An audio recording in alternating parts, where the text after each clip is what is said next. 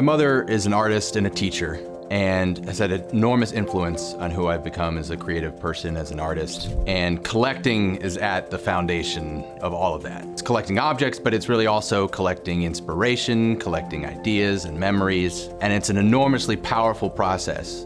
And I love the idea of being able to share that with other students. All of the Open Montessori workshops take place over the course of a week. We have the students for 5 days. It's actually the 5th time we've done one of these. One of the things we do is to tackle new and emerging fields, new and emerging technologies, and we apply what we know about the Montessori method to that. In this workshop, we're focusing on collection and curation of objects. We're moving from the concrete to the abstract. We have students getting excited about databasing. That's pretty cool.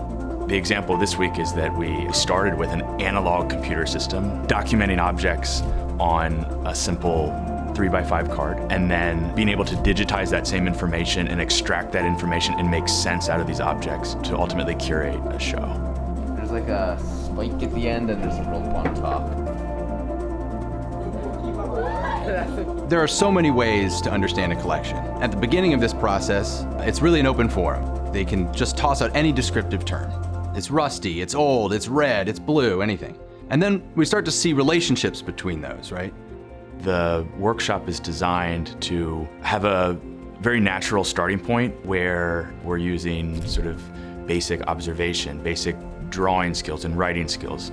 And then little by little, the students step towards a more abstract understanding of the subject. The goal of this workshop is to introduce a fundamental skill that is being used today in many professions, and to introduce it to these students in a very accessible way.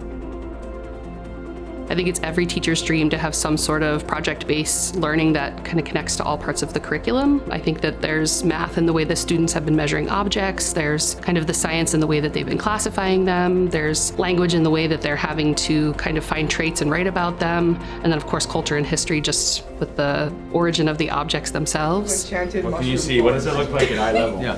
Does it look like a landscape? I think collecting is so important for students to explore at this age.